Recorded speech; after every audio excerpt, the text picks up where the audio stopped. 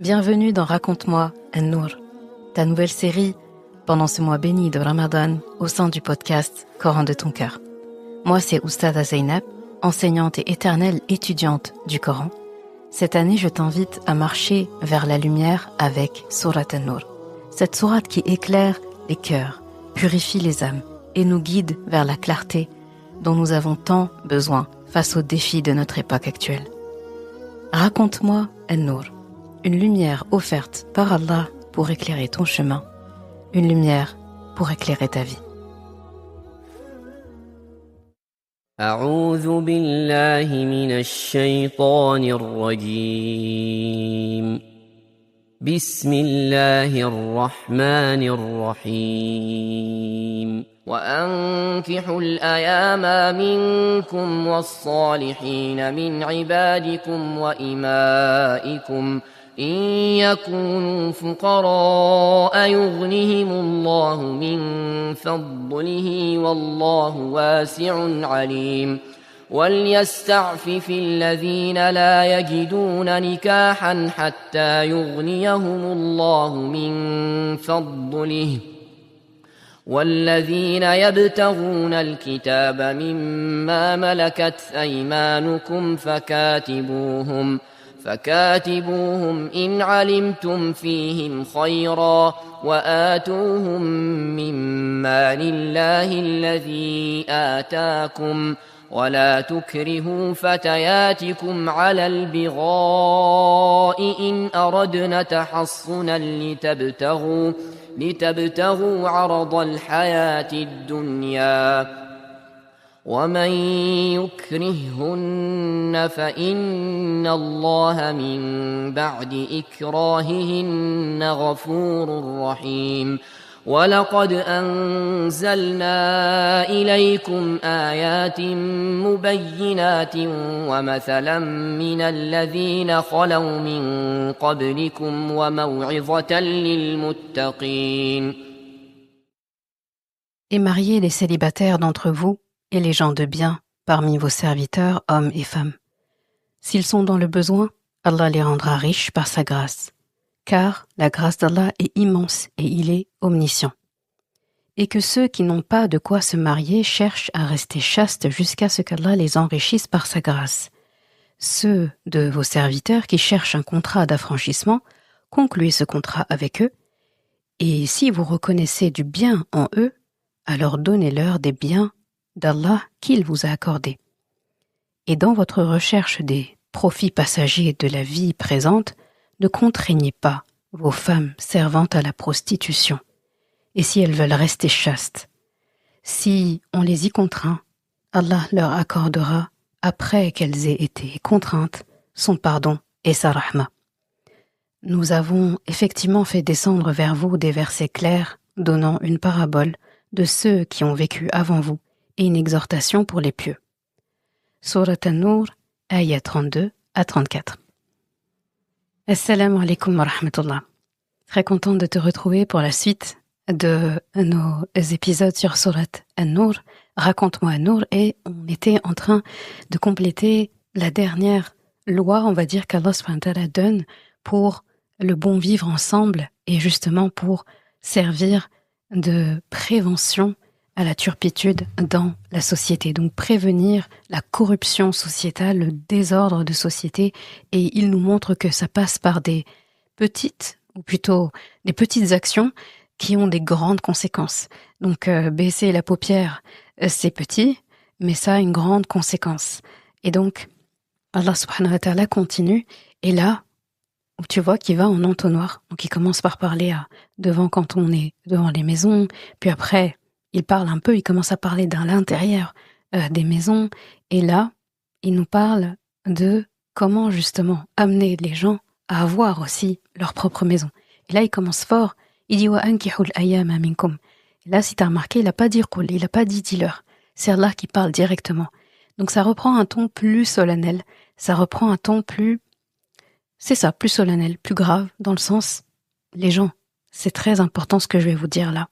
Encore plus important peut-être que ce qui est avant, c'est marier les célibataires. Wa ankihul ayama. Et ici, tu connais le verbe qu'il a employé pour dire nakaha. Il n'a pas dit wa zawwijul ayama. Il a dit ankihu. Ankihu, c'est aussi un mariage. Donc on peut le comprendre dans le sens de l'acte intime au sein d'un mariage ou de l'acte intime tout court. Et là, il parle du mariage en parlant de l'acte intime. Et c'est un peu logique quand il nous parle, depuis le début de la sourate, d'une intimité qui est faite dans le péché. Quand il nous parle du fait de préserver notre intimité, de abaisser le regard.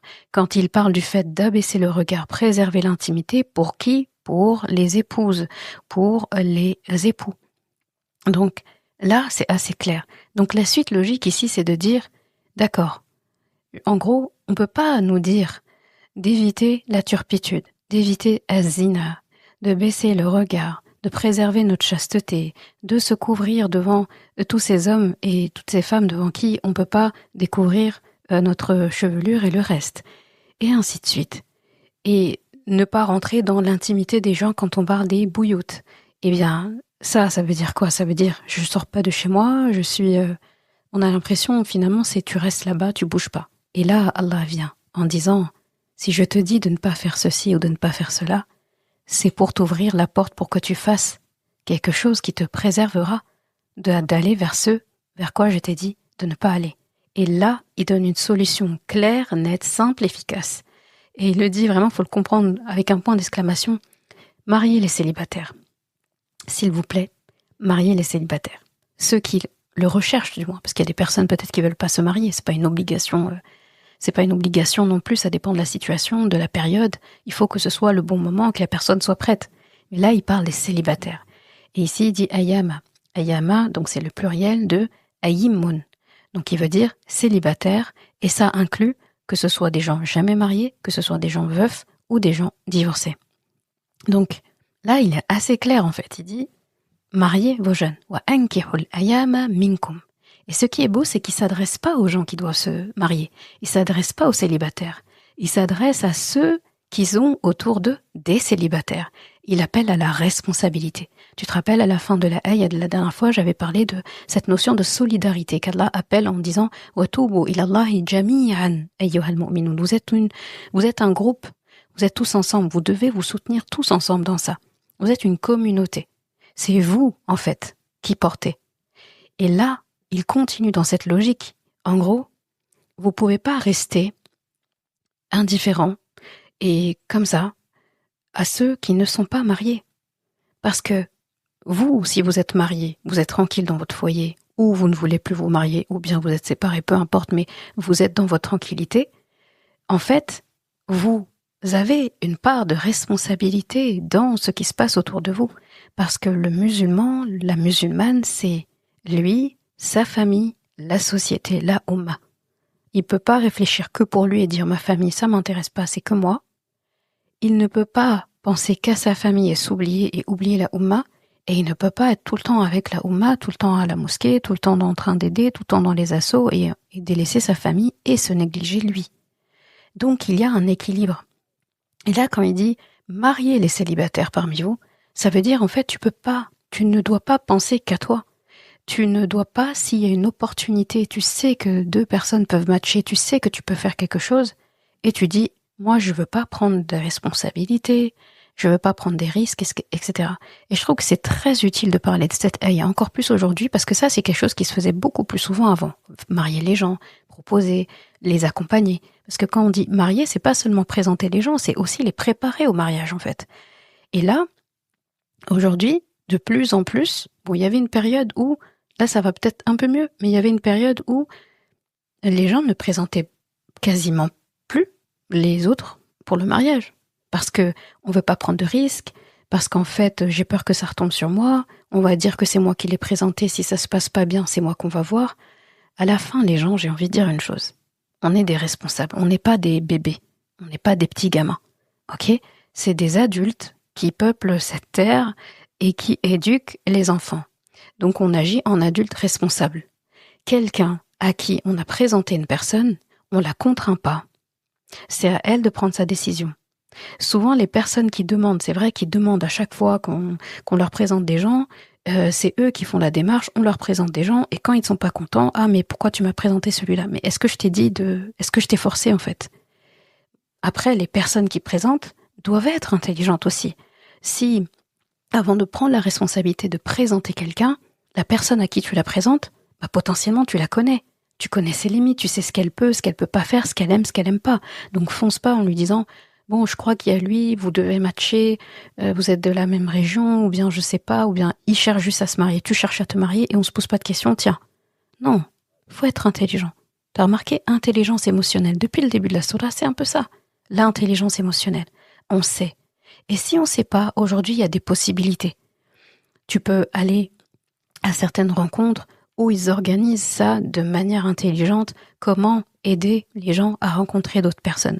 Je vais pas citer des noms ici parce que je suis pas forcément, je connais pas bien ces agences-là, etc. pour pouvoir vraiment en parler directement. C'est pas des personnes que je connais directement, mais il y en a. Donc il existe. Il faut chercher, on les trouve. Si ces gens veulent se manifester, ils peuvent mettre des commentaires sous la vidéo, enfin YouTube, parce que du coup le podcast, là où on peut mettre des commentaires en dessous des épisodes, c'est sur YouTube. Donc faut pas hésiter à me contacter ou à le mettre en commentaire plutôt. Eh bien, il y a des possibilités. Il faut marier les gens. Et là, Allah parle de gens qui en ont besoin, qui sont en recherche. D'ailleurs, sur le reste de la ayah, il va surtout parler du fait de faciliter le mariage à ceux qui veulent le mariage, de ne pas leur mettre des bâtons dans les roues, les parents, de ne pas bloquer, de faciliter la tâche. Il donne même des solutions pour ceux qui n'ont pas les moyens, que ça doit pas être, on doit pas s'arrêter à ça. Il n'est pas en train de dire si vous n'avez pas d'argent, c'est pas grave, faut les marier quand même. Faut les marier quand même, c'est digne qui compte. C'est pas ce qu'il dit. Mais il dit que si on trouve yakunu salihin, donc quand il y a islah, il y a la bonté, il y a la foi, il y a la pureté, il y a cette clarté chez la personne et cette maturité, cette capacité à être en foyer, même si cette personne n'a pas les moyens, il y a des solutions pour lui faire avoir les moyens et qu'il puisse se marier. Allah, ici, il fait pas déroger à la règle les hommes. Il leur permet pas de déroger à la règle. Ici, dans ces ayahs-là, il vient rappeler les notions de qawwam. Attention, ça fait partie des conditions de qawwam, subvenir aux besoins de la famille. Tu ne dérogeras pas à ça. Par contre, si au moment où tu souhaites te marier, tu croises une bonne personne ou bien tu es dans une démarche où tu as besoin de te marier, sur le plan physique, hormonal, sur le plan d'être avec quelqu'un, de partager ton quotidien avec quelqu'un, sur plein de plans, et on ne juge personne. La personne qui veut se marier, c'est honorable. Rasulullah sallallahu alayhi wa sallam avait parlé de plein de choses par rapport à ça. Il y a une parole, par exemple, où il disait qu'il ne voit pas de meilleure issue pour deux personnes qui s'aiment que le mariage. Wala yura lil mutahabbina mislu zawaj. Il ne voit pas d'autre issue. C'est pour dire en fait que il y a des choses qui poussent les gens à vouloir se marier. Donc quand quelqu'un aime ou a vu quelqu'un dont il apprécie les caractéristiques et il veut se marier, aidez ces gens. S'ils sont compatibles, si les deux sont pieux, s'ils peuvent aller ensemble. Pourquoi bloquer? Pour de l'argent? Il y a des solutions. Et c'est ce qu'on va voir ici. Donc Allah dit wa ankihul ayama minkum was-salihina min ibadikum wa imaikum. Donc mariez les célibataires parmi vous. Et là il rajoute et les gens pieux parmi vos serviteurs femmes et hommes. Et là, je vais attendre la ayah suivante pour décrire ça parce que c'est vrai qu'il y a des gens quand ils lisent ce passage-là, il y a un côté qui s'érisse chez eux, c'est pourquoi ça parle des serviteurs, pourquoi ça parle d'esclaves, pourquoi ça parle d'affranchir, comment ça se fait. Et puis, ils nous tombent dessus. Des fois, j'ai eu des débats avec des sœurs, mais je comprends pas pourquoi ici, Allah n'a pas profité pour abolir complètement l'esclavage, etc. Là, je dis doucement. Quand tu as lu le Coran, tu as commencé, tu as mis les lunettes de Alhamdulillah, donc sois reconnaissant. Quand tu commences sur la An-Nur, tu as aussi des lunettes, la lunette de la clarté. Là, on va arriver sur Ayat An-Nur bientôt. On ne lit pas le Coran avec l'œil critique. Je pense que depuis que tu m'entends parler du Coran, et encore plus avec Surat Nur, tu as compris qu'Allah subhanahu wa ta'ala veut notre bien. Et que tu as compris que des fois, la première la première impression n'est pas toujours la bonne. Qu'Allah subhanahu wa ta'ala, c'est pour ça qu'il nous demande de faire tadabbur, de chercher dans le dubur des choses, l'arrière des choses, aller creuser, chercher. Ce serait trop facile de savoir et t'as tout comme ça sans réfléchir. Il faut aller chercher l'information qu'Allah te demande de chercher. Ce qu'il te donne, il veut que tu sois curieux. Comme un professeur qui aime les élèves, qui posent des questions, qui creusent, qui veulent détailler, qui font des exercices en plus, etc. C'est ça qu'il faut faire. Qu'il y a une explication à ça et on va la voir après. C'est pour ça que je ne détaille pas ici, parce qu'Allah le détaille après. On va revenir dessus. Donc il dit, et Allah est wasi'un alim. Là aussi, on a wasi', c'est celui qui fait preuve de largesse. Quelque chose de wasi', c'est quelque chose de grand, de vaste. Et alim, il connaît tout. Il connaît tout ce dont les gens ont besoin. Celui qui veut se marier, celui qui recherche à se marier, celui qui veut aider au mariage, etc. Allah sait. Il sait. Et c'est comme une consolation pour ceux qui veulent être dans une situation et qui peuvent ou qui ne peuvent pas. Allah sait. Et il est wasi'. Là où vous voulez restreindre, soit vous restreindre vous, soit restreindre les gens, soit vous limiter parce que vous pensez à ne pas avoir assez de moyens, etc. Allah, ici, est en train de dire, arrête de dire que j'ai peu de moyens. J'ai des moyens qui n'impressionneront aucune dame, aucune femme, aucun mahram, aucun responsable de cette dame, aucun responsable de cette famille-là, ou une femme, bah non, c'est compliqué, j'ai pas assez de ça, j'ai pas assez ci, j'ai pas... Allah, il est en train de dire, mais pourquoi est-ce que tu veux me limiter ? C'est impressionnant de dire ça comme ça. Imagine qu'Allah est en train de te dire, pourquoi tentes-tu de me limiter ? Alors que c'est impossible de le faire. Mais on dirait que tu essayes de le faire. Ah, pourquoi ? Bah parce que tu es en train de douter.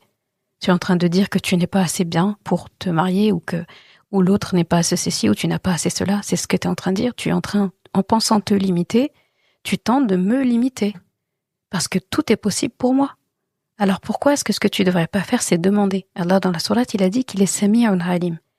Il veut que tu viennes lui demander. Peut-être que la première étape avant d'aller dire je ne sais quoi, c'est de venir lui demander. Lui qui sait tout. À quel moment il te donne ce que tu as besoin, avec qui il va te le donner, dans quelles circonstances, où, comment, etc. Laissons à Allah la charge du comment, et nous on fait les causes. Et ensuite, la ayah suivante, il dit, et ceux qui n'ont pas de quoi se marier. Donc, وَالَّذِينَ لَمْ يَجِدُوا نِكَاحًا. Et là, souvent c'est traduit par et ceux qui وَلْيَسْتَعْفِفِ الَّذِينَ لَمْ يَجِدُوا نِكَاحًا. Donc, souvent c'est traduit par ceux qui n'ont pas les moyens. Mais Allah, il dit لَمْ يَجِدُوا نِكَاحًا. Donc, ça veut dire ceux qui ne trouvent pas le mariage. Ça inclut à la fois ceux qui n'ont pas les moyens financiers, quand on parle des hommes surtout, et ça inclut aussi ceux qui tout simplement n'ont pas trouvé le bon prétendant ou la bonne prétendante ou le bon match en fait, tout simplement. Ça peut inclure ces deux-là. Donc ceux pour qui il n'y a pas eu de situation et des personnes, c'est pas une faute de moyens, c'est pas un manque de cause ou de asbab, c'est juste que ça ne s'est pas présenté encore. Et donc Allah subhanahu wa ta'ala ne tient pas à rigueur de ça, il parle justement d'eux. Et ceux qui n'ont pas encore trouvé la possibilité de se marier, donc nikah, et là il rappelle encore nikah, donc ils n'ont pas trouvé la possibilité d'être dans un cadre licite pour avoir des relations avec les gens. Et là, quand Allah le mentionne ici, il est en train vraiment de rappeler que c'est une nature, que c'est humain en fait, de vouloir partager une intimité avec quelqu'un dans le cadre sain du mariage. Il n'y a pas en fait à culpabiliser, que ce soit homme ou femme, d'avoir les hormones qui nous fatiguent, d'avoir des envies ou des pulsions. Ce n'est pas mauvais. C'est ce qu'on en fait ou ce qu'on n'en fait pas qu'il l'est. Donc là, Allah subhanahu wa ta'ala donne une solution. Et il dit que ceux qui finalement n'ont pas la possibilité, il dit وَلْيَسْتَعْفِفْ الَّذِينَ. Donc afif dedans, afa, ça veut dire le fait de se contrôler, le fait de se restreindre, le fait d'éteindre quelque chose. Donc en gros, travailler encore plus la chasteté. Donc là, il demande à la personne presque même de se maintenir occupée. parce que c'est que de cette façon-là qu'on ne va pas trop penser au fait que on manque justement de relations saines de mariage. Donc Allah subhanahu wa ta'ala donne une première solution. Donc et il dit pas d'attendre indéfiniment, c'est ça qui est beau, c'est qu'il dit hatta yughniyahumullahu min fadli.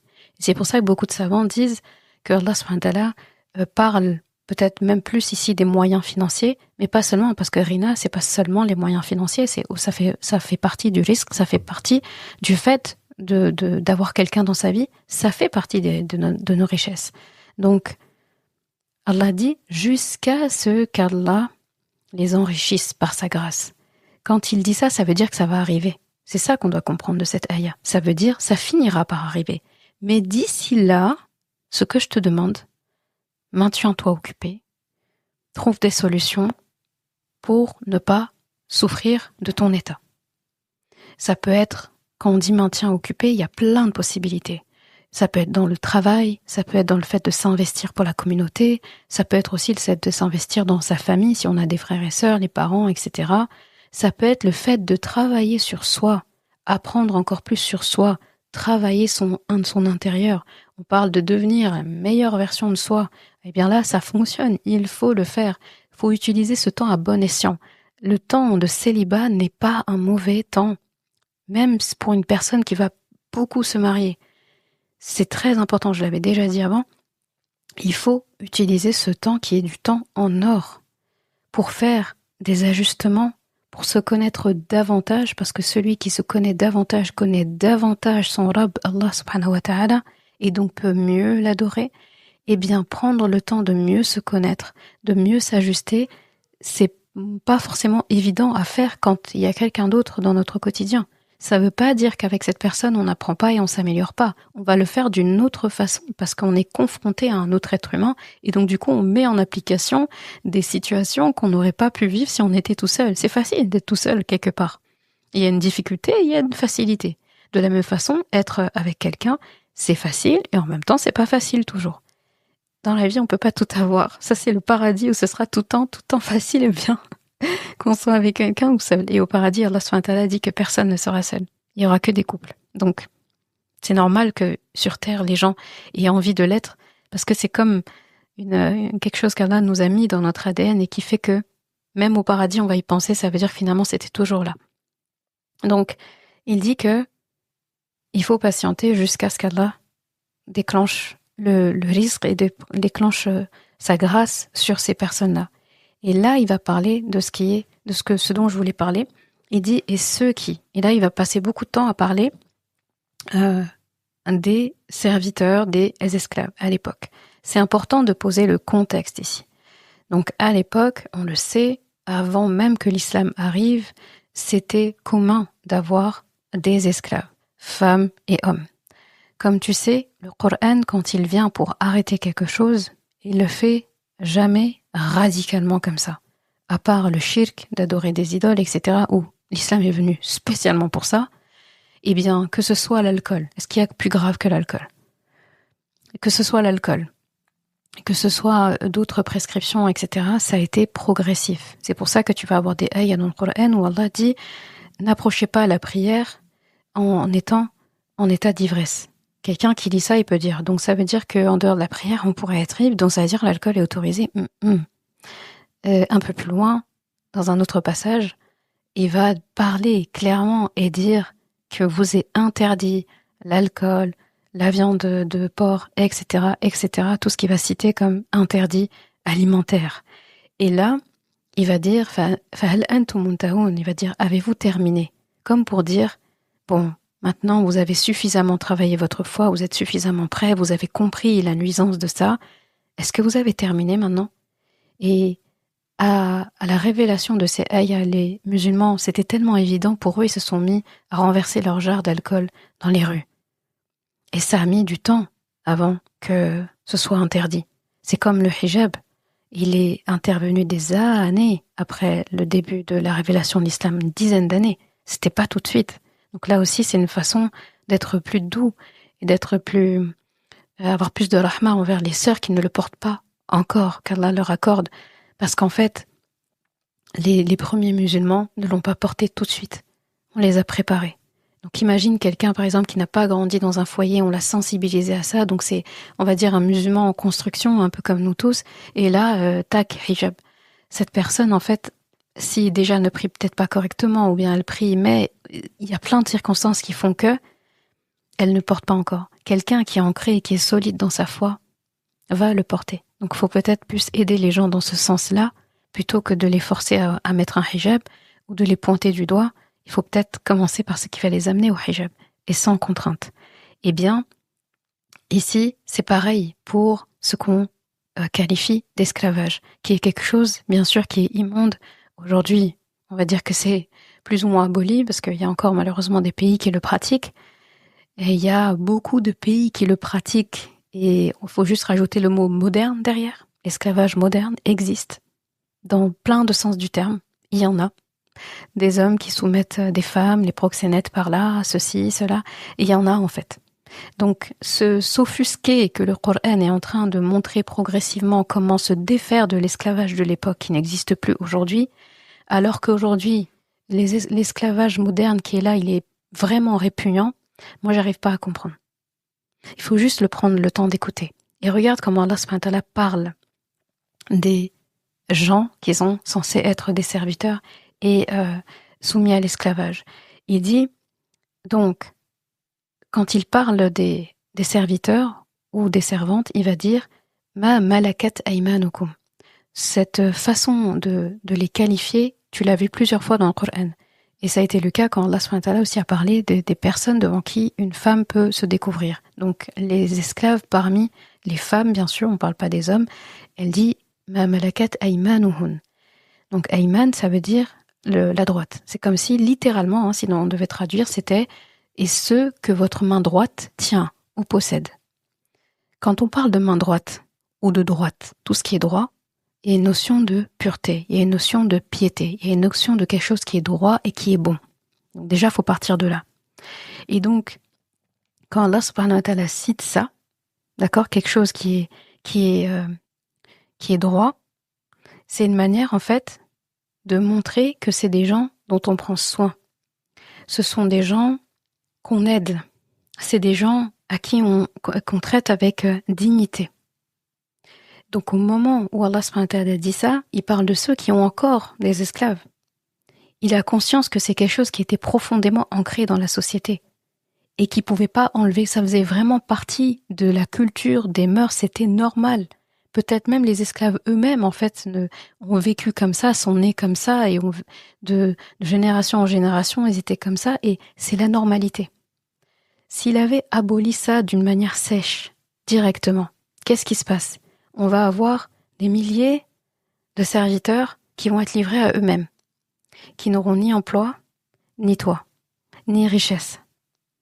Ils ont rien, parce que finalement, c'est leur maître qui leur donnait tout, c'est eux qui les faisaient travailler, c'est eux qui leur donnaient la subsistance, à manger, qui prenaient soin aussi de leur famille s'ils avaient des enfants. Et là, en fait, on va se retrouver dans les rues de Médine et de Mecca avec plein de gens qui ne savent plus où aller. Et leurs conditions vont être encore plus misérables. Parce qu'il faudrait prendre le temps de leur construire des choses, leur mettre des choses à disposition, leur donner. Ce serait compliqué.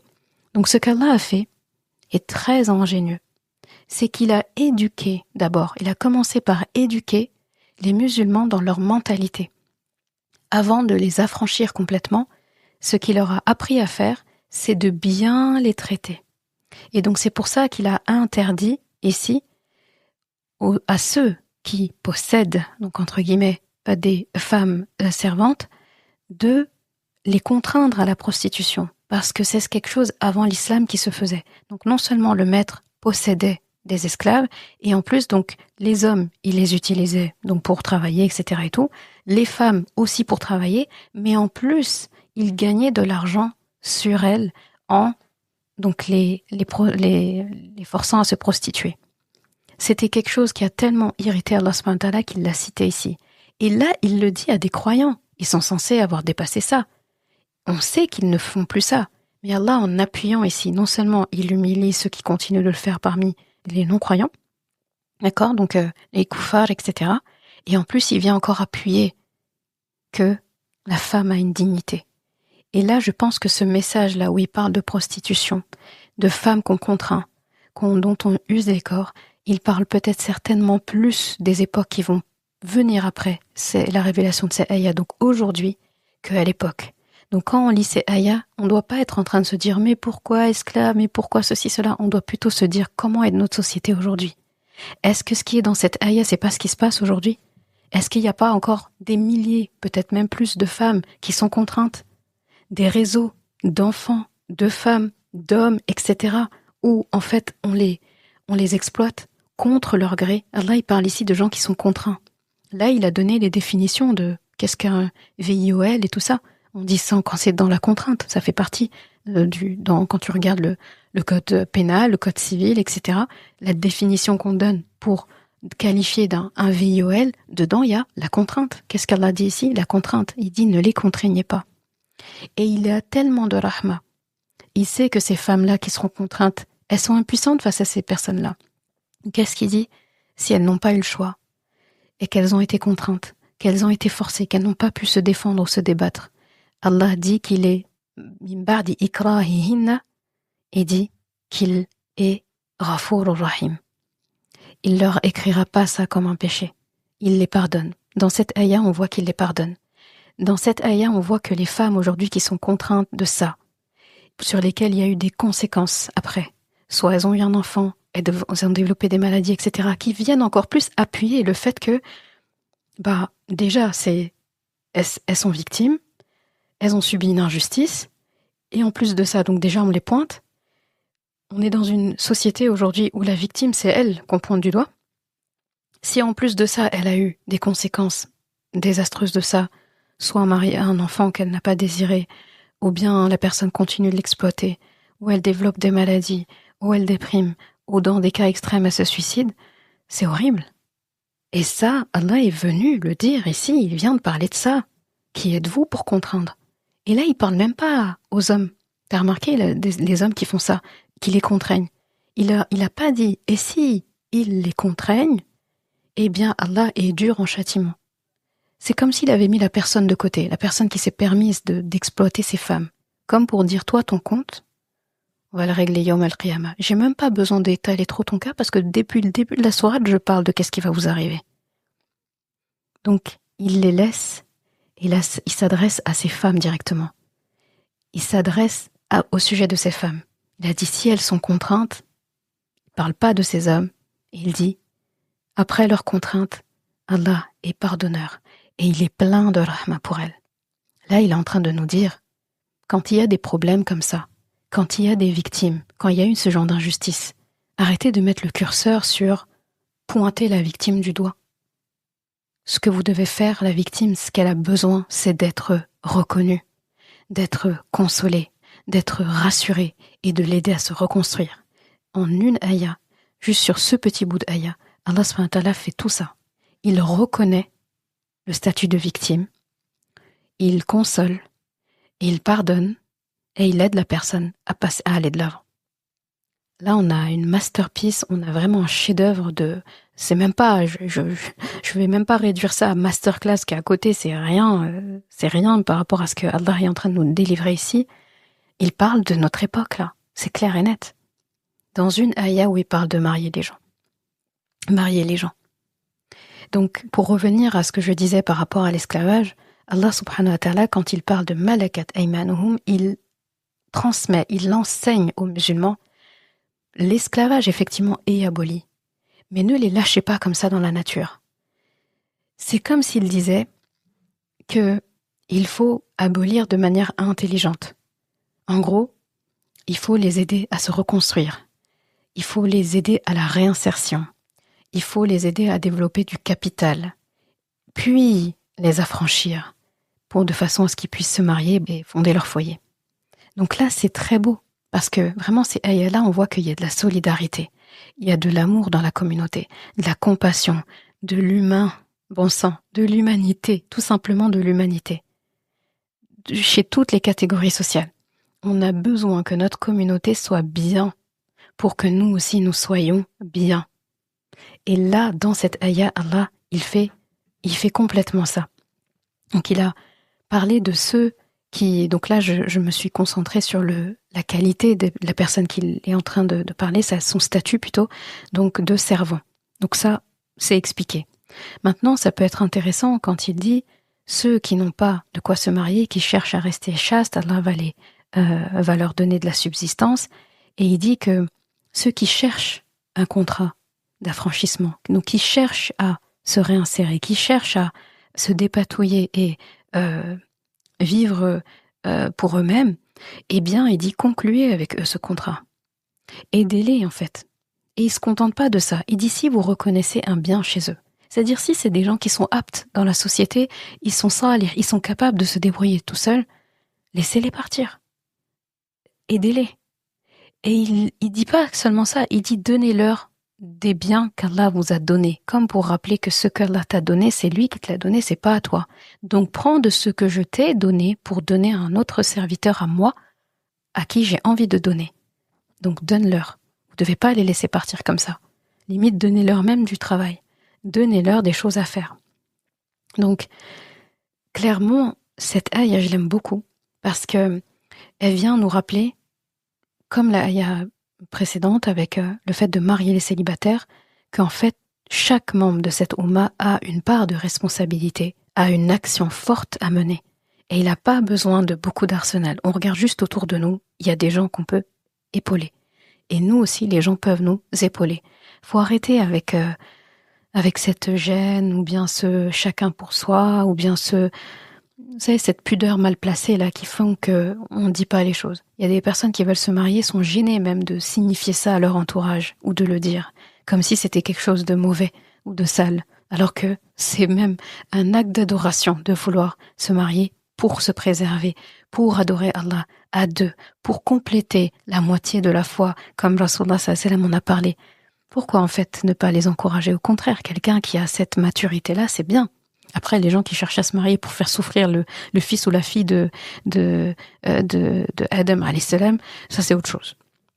Eux, je parle pas d'eux, d'accord? Moi, je parle de ceux qui veulent ajouter au reste des gens. Comme disait une tante à moi, si tu ne m'arranges pas, ne me dérange pas. Soit tu viens ajouter à ma sakina, CF épisode sur le but du mariage, soit tu viens ajouter à ma sakina, donc soit cette personne vient ajouter à ta sakina, soit elle reste là où elle était. D'accord? Faut arrêter aussi de venir rajouter du malheur dans la vie des gens. On a dit marier les célibataires, et Allah a parlé de ceux qui sont salihin, d'accord? Les pas salihin, laissez-les, il faut les mettre dans un centre de réhabilitation, il faut les aider, il faut les redresser, et après on les laisse, on les remet sur le marché entre guillemets. Mais ceux que, voilà, les femmes sont pas les centres de réhabilitation des hommes, les hommes sont pas les centres de réhabilitation des femmes, ça c'est le rôle des parents de tout le monde.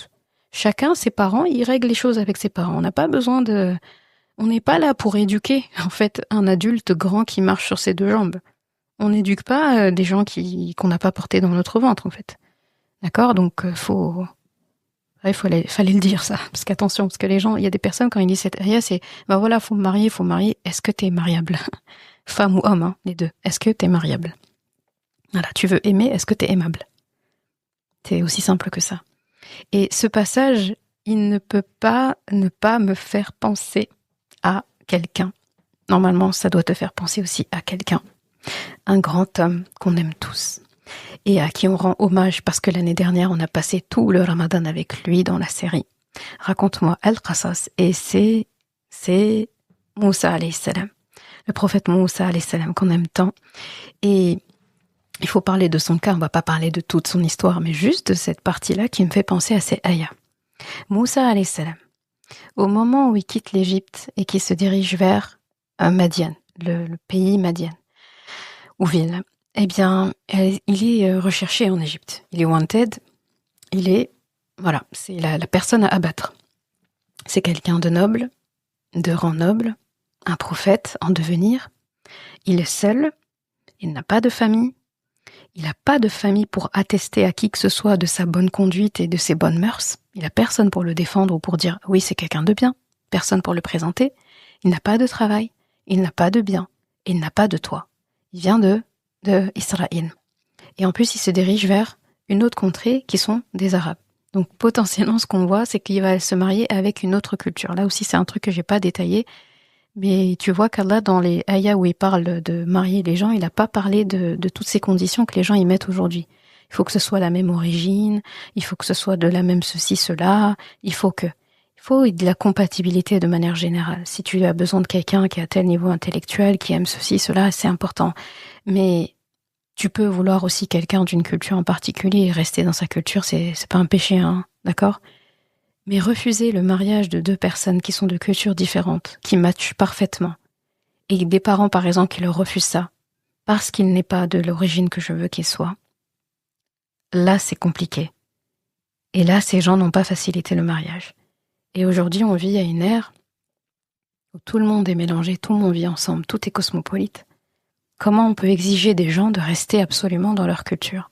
Et qu'est-ce que notre culture si finalement on se rend compte que toutes les cultures viennent du même arbre, du même tronc d'arbre qui est Papa Adam alayhi salam et Maman Hawa? Vous allez le regarder en fait et lui dire ah je me suis pas mariée avec un tel parce que c'était pas de ma culture. Et il va dire vous êtes tous de ma culture, non? Donc je pense qu'il faut grandir aussi aujourd'hui. Il n'y a pas de mal à ce qu'un Sénégalais veuille être avec une Sénégalaise, voilà, un Chinois veut être avec une Chinoise, un Canadien veut être avec une Canadienne, un Turc veut être avec une Turque. Je pense qu'on a encore le droit, ça c'est sûr. Mais des fois, Allah subhanahu wa ta'ala va exprès nous tester et nous mettre tout ce qu'on recherche chez une personne. Il y a tout, hein, presque tout. La personne est parfaite. Sauf la culture, et il se trouve que la culture c'était important pour nous. C'est pas la même culture. Et là, Allah il te regarde pour voir qu'est-ce que tu vas faire, pour voir quelle excuse tu vas lui sortir, Yawm al-Qiyamah, si tu l'as fait ou pas fait. Faut qu'on se pose des questions quand même. Moi, je pense que c'est... Si on regarde juste le modèle prophétique, les épouses du prophète sallam, il y en a beaucoup qui n'étaient pas de la même nationalité que lui. On regarde les compagnons, beaucoup n'étaient pas de la même nationalité. Lui, ses nourrices, ceux qui ont occupé son entourage, n'étaient pas forcément tous de la nationalité. Il y a des gens qui n'étaient pas du tout arabes. Il y en a qui venaient d'Éthiopie. Il y a plusieurs compagnons ou compagnonnes, quand ils parlent d'eux, ceux qui fréquentent, ils disaient qu'ils étaient des personnes foncées de peau, donc noires, qu'ils habitaient à tel endroit, d'autres qui étaient clairs de peau, qui venaient de telle contrée, etc. Je ne sais pas pourquoi est-ce qu'on veut se casser la tête et se fatiguer et vouloir en fait se compliquer l'existence. Alors qu'Allah a fait qu'on peuple tous la même terre en fait. Moi je sais que c'est pas, je pense qu'il y a une ouverture à avoir ici. Il faut s'ouvrir. Et donc Moussa alayhi salam est le parfait exemple de cette ouverture, parce qu'il s'est marié en dehors de sa culture. D'accord? Donc vraiment. Et Moussa alayhi salam, il a fait une doua. Il avait rien de tout ce que je viens de citer, pas d'argent, etc. Mais il avait quelque chose. C'est ses doigts. Il a fait cette célèbre doua, Rabbi inni lima anzalta ilayya min khayrin faqir, dans Surat Al-Qasas, tu vas la retrouver. Et de cette doua-là, donc, Rabbi, j'ai grand besoin du bien que tu as fait descendre vers moi. Et de cette doua, qu'est-ce qu'il a gagné? Un toit, un travail, une épouse, famille, beau-père, belle-sœur. Il a tout eu. Et une position intéressante dans la région. En fait, je me dis, si le beau-père de Moussa alayhi salam n'avait pas facilité le mariage, n'avait pas accédé finalement à la demande subtile de sa fille de la marier à Moussa alayhi salam, les conséquences auraient été lourdes. Parce que c'est ça qui a donné une stabilité à Moussa alayhi salam. C'est après cet épisode-là, des années plus tard, en voyageant avec sa famille, qu'il est tombé sur le mont qui a permis d'aller à la rencontre d'Allah et de prendre sa mission. Tout, en fait, s'est fait étape par étape. Tout était important et bâti par Allah subhanahu wa ta'ala pour arriver à une certaine situation. Et en fait, ce qu'on voit de ce beau-père-là, c'est qu'il a facilité le mariage. Mais regarde, il n'a pas marié sa fille à Moussa alayhi salam contre rien. Moussa alayhi salam, il n'avait pas de dot à donner. Mais qu'est-ce qu'il lui a dit? Je vais te marier à ma fille et tu vas travailler pour moi. On a tendance à penser que le travail va bénéficier qu'au père ici. Mais à Moussa alayhi salam aussi, ça bénéficie. Parce qu'il lui a dit, moyennant un salaire. On pourrait s'attendre à ce qu'ils disent, bon, déjà, je te marie à ma fille, t'es fugitif, tout ça, estime-toi heureux d'agir, d'avoir un toit et une épouse. Je vais pas non plus te payer. Et pourtant, il l'a payé. Moussa alayhi salam a pu payer sa dot et subvenir aux besoins de sa famille. Et il vivait avec son beau-père. Est-ce que c'est une situation qu'on voit beaucoup aujourd'hui? Tu diras non. Est-ce que c'est normal? Eh bien, faut dire non aussi, c'est pas normal. Et aujourd'hui, des situations auraient pu tellement se résoudre facilement si les gens avaient appliqué ce que Moussa alayhi salam nous a appris dans Surat al-Qasas. Si c'est présent dans le Coran, c'est pas pour faire joli. C'est pas pour faire joli. C'est pas pour dire « Ah, mashallah, il a fait une doha, il a gagné ça. » Et on prend que ce côté. Oui, mais regarde le beau-père. Regarde le beau-père, qui est-ce qu'il a accepté? Il sait pas que Moussa alayhi salam va être prophète. Il le connaît pas. En plus, Moussa alayhi salam lui a raconté toute son histoire. Il lui a dit « وَلَمَّا قَصَّ عَلَيْهِ الْقَصَصَ فَلَمَّا قَصَّ عَلَيْهِ الْقَصَصَ » Donc il lui a raconté tout, détail par détail. Il lui a dit « J'étais un prince en Égypte. J'ai échappé de Banu Israël déjà, j'ai échappé dans les eaux du Nil. On ne m'a pas tué à la naissance finalement. J'ai grandi dans le palais de ce tyran. J'ai eu une maman adoptive. Et tout le temps, je dois assister à des sentences de mon peuple, etc. Et moi, je suis ici. » Et en fait, il lui a tout raconté. Et j'ai tué un homme par erreur.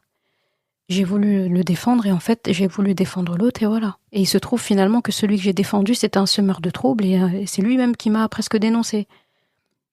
Et là, j'apprends que je suis recherchée parce qu'on veut me tuer. Et Allah m'inspire de m'en aller, donc je m'en vais, je m'enfuis. Le premier endroit où je vais aux portes du désert. Et il traverse tout ce désert. Le beau-père, il l'écoute parler. Techniquement, qu'est-ce qu'il entend? Qu'est-ce qu'il entend? Un fugitif. Quelqu'un qui a commis un crime. Je ne veux pas dire criminel, j'ai trop de respect pour Moussa alayhi salam, mais il a commis un crime. Un crime, il n'a rien. Même s'il raconte qu'il est prince, il n'y a pas les traces de la richesse d'un prince sur lui, dans le sens où il n'a rien. Mais il est intelligent. Il a vu, effectivement, que il a le comportement d'un prince, bien éduqué, digne, il marche correctement. Un prince, quand il marche, et le commun des mortels, quand il marche, c'est pas pareil. Donc il voit, en fait, même Moussa alayhi salam ne l'aurait pas raconté, il va bien voir que lui, c'est pas un bédouin de je ne sais où. Donc il a compris. Et il se trouve que les prophètes étaient tous à l'unanimité des très beaux hommes.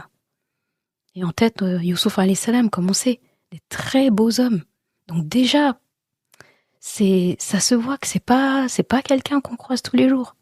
Et en plus, il se pose, il est honnête, il raconte sa vie. Il n'a pas eu cette gêne de raconter qu'est-ce qu'il a fait. Et là, et en plus, le père, c'est pas Moussa alayhi salam qui a dit qu'il veut se marier, c'est sa fille qui parle avec son père. Et le père qui propose. Et là, il a pris, on pourrait dire, il a pris un risque. Mais en fait, il a été intelligent. Il a vu ce qu'il avait à voir. Et il a donné à Moussa alayhi salam sa chance. Il lui a donné un travail. Et là, on voit une solution qui est donnée aussi dans ces ayats, quand Allah subhanahu wa ta'ala dit « Donnez-leur de vos biens ». C'est pas seulement donnez-leur de l'argent, c'est pas seulement mettez-leur un contrat, affranchissez-les. C'est donnez-leur des emplois. Quelqu'un veut se marier, comme je disais tout à l'heure, et il y a tout qui colle. Comportement, ça match, ils sont compatibles. Mais le pauvre, la seule chose, c'est qu'il travaille pas encore, ou il vient de finir ses études, ou c'est compliqué, il est dans une famille qui n'était pas aisée. Et en fait, la tendance ici, c'est de dire, bon, reviens dans 5 ans, ou dans je sais pas combien de temps, quand tu pourras marier ma fille. Qu'est-ce qui empêche les pères aujourd'hui de dire, d'accord, tu vas te marier, mais je vais te prendre dans mon magasin. J'ai un poste ici pour toi. Ah, je connais un ami, il cherche quelqu'un ici. Quelqu'un qui n'a pas de travail, tu lui proposes un travail, il va le prendre. Est-ce que c'est pas beau ça? Non seulement je te marie ma fille, mais en plus j'ai le plaisir de te donner un travail. Ça veut pas dire que ça va être facile de travailler avec son beau-père forcément, mais ça peut aussi très bien se passer. On a facilité au mariage. Donc comme je te disais tout à l'heure, Allah subhanahu wa ta'ala ne demande pas aux hommes de se défaire de l'obligation de subvenir aux besoins de la famille et au nom de leur piété de se marier, comme ce que beaucoup veulent faire aujourd'hui. Oui, mais ce qui compte, c'est dîne. Moi, je connais des gens qui se sont mariés, ils avaient rien, c'est leurs parents qui les ont entretenus. Que dirais-tu de te marier sans avoir rien et de trouver du travail quand même en même temps? Ou que dirais-tu pour les personnes qui marient ces gens de leur donner un boulot en même temps que tu lui donnes la main de ta fille ou de ta nièce ou de ta sœur, etc. Il y a des solutions en fait. Et je pense qu'on est assez intelligent parce que quand il faut mettre en place des stratégies, etc., les hommes, Allah il a dit, alimun bima yasnaun. Vous savez mettre en place des stratégies. Et bien là, usez du côté stratège qu'Allah vous a donné pour bâtir des entreprises, bâtir des choses. Quand je dis entreprise, je pense au sens propre, au sens figuré. Bâtissez des choses, faites des business, comme on dit. Allah vous a donné les capacités. Et il se trouve que la société même vous encourage plus vous que les femmes. Parce que pour un salaire, vous serez plus payé, vous avez moins de contraintes, il n'y a pas des congés maternité, il n'y a pas à s'arrêter pour allaiter, il n'y a pas de... C'est plus facile aux hommes. Autant en profiter, dans le bon sens du terme. Et pas être en plus en train de dire, moi j'ai pas de travail, mais faut me marier quand même. Déjà, le fait de dire je n'ai pas de travail, faut me marier quand même, montre que la personne n'est pas mariable. Parce qu'elle est prête à se marier avec quelqu'un sans faire l'effort de travailler pour lui donner. Donc ça veut dire qu'il se repose sur les biens de quelqu'un d'autre, soit de son épouse, soit de ceux qui vont l'entretenir. C'est pas qawwam ça. Donc on fait pas. Donc ce passage me fait penser, comme je disais, à Moussa alayhi salam. Donc je te donne ma fille, et je ne te donne pas ma fille en gros comme ça, et je vais pas t'entretenir, mais je vais te donner un travail. En plus, un travail physique qu'il lui a donné, c'est pas évident. C'est le travail finalement que faisaient ses filles quand ils n'étaient pas encore là, parce que leur père était âgé. Donc voilà la beauté de ce passage. Et Allah subhanahu wa ta'ala termine ce passage-là en disant qu'il a effectivement fait descendre vers vous des ayat clairs, d'accord, ayatim mubayyinat, en donnant une parabole de ceux qui ont vécu avant vous et une exhortation pour les pieux. Donc là, il fait comme un résumé de tout ce qui a été dit juste avant, en parlant de notre mère Aïcha, en parlant de tous les choses passées, des règles aussi qu'il nous donne, donc des exhortations. Annoncez-vous avant d'arriver chez les gens, baissez le regard, mariez les jeunes, etc., mariez les gens. Tout ça, ça intervient dans ce qu'Allah dit. Et il est en train de préparer aussi, de nous préparer à Ayatun Nur qui arrive juste à la suite en disant que il a fait pour nous une parabole, donc une métaphore, une image assez claire de ce qu'il voulait nous enseigner. Donc on va s'arrêter là pour cet épisode, Inch'Allah, et continuer à l'épisode suivant avec la ayah qu'on attendait tant, Ayatun Nur. Wassalamu alaikum wa rahmatullah.